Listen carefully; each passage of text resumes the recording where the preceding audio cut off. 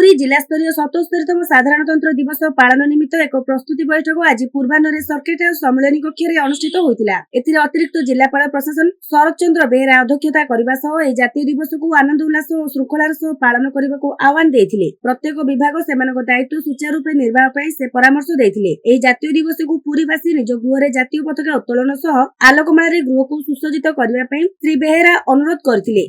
विस्तृत आलोचना पर स्थिर है जे तालबुणिया स्थित स्पोर्ट्स कॉम्प्लेक्स ठारे 26 जनवरी साधारणतंत्र दिवस पालित हेबो। दिवसर मुख्य अतिथि पूर्वाह्न 8:30 समय जातीय पताका उत्तोलन करने सह सम्मिलित प्यारेड रे अभिवादन ग्रहण और उद्बोधन प्रदान करिवे। पड़िया प्यारेड प्रदर्शन, सांस्कृतिक कार्यक्रम, पुरस्कार वितरण, प्रज्ञापन मेढ़ प्रदर्शन कराजिवो। एहा परे मुख्य अतिथि उत्कल बालाश्रम अंतेवासी को मिष्टान्न बंटन, जिला मुख्य चिकित्सालय रे फल बंटन, गोपबंधु आयुर्वेद कॉलेज रे रक्तदान शिविर रे योगदान और सेठारे चारा रोपण करिवार कार्यक्रम रहिछि। रक्तदान शिविर रे रक्तदान करिवाकू विभिन्न रक्तदाता अनुष्ठान और डिग्री कॉलेज रो छात्र छात्री मानकू संपृक्त शिक्षानुष्ठान अध्यक्षक माध्यम रे अनुरोध कराजिवो बोली निष्पत्ति नियागला।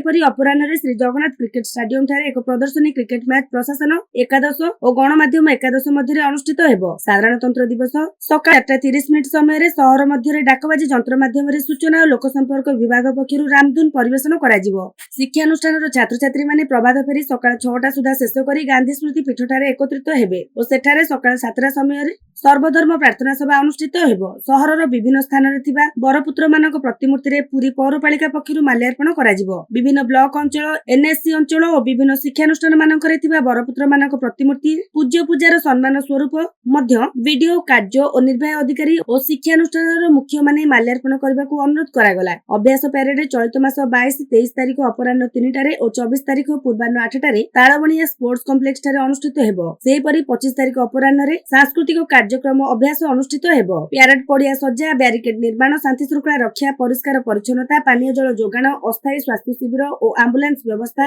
अग्नि निर्वापक व्यवस्था, उत्सव मंच को फूलकुंड सजाइबा व्यवस्था, चारा रोपण व्यवस्था इत्यादि संपर्क में आलोचना करा जाई विभागीय अधिकारी माने एहाकु त्वरान्वित करबा पे परामर्श दियागला। प्रत्येक विभाग सेमानक कार्यालय को बैंक, व्यावसायिक प्रतिष्ठान, अन्य आनुष्ठानिक निज कार्यालय को और व्यक्ति विशेष माने निज गृह को निजस्व व्यय रे आलोकमाला रे सज्जित करबाकू अनुरोध करागला। बैठक रे पौर निर्वाही अधिकारी अभिमन्यु बेहेरा, उपजिलापाल राजकिशोर जेना, सीडीएमओ डॉक्टर अक्षय कुमार शतपथी, पूर्त विभाग अधीक्षण जंत्री सौम्य रंजन द्विवेदी, जिला क्रीड़ा अधिकारी चंदन कुमार साहू प्रमुख जोगदे आलोचना रे अंशग्रहण करथिले। प्रारंभ रे सूचना और लोक संपर्क उपनिर्देशक संतोष कुमार सेठी समस्त को स्वागत करबा सह कार्यसूची अनुसार बैठक परिचालना और शेष रे धन्यवाद अर्पण करथिले। एही बैठक रे विभिन्न विभाग अधिकारी, वरिष्ठ नागरिक, समाजसेवी, शिक्षाविद, गणमाध्यम प्रतिनिधि, स्वेच्छासेवी अनुष्ठान कर्मकर्ता प्रमुख जोगदे आलोचना रे अंशग्रहण करथिले।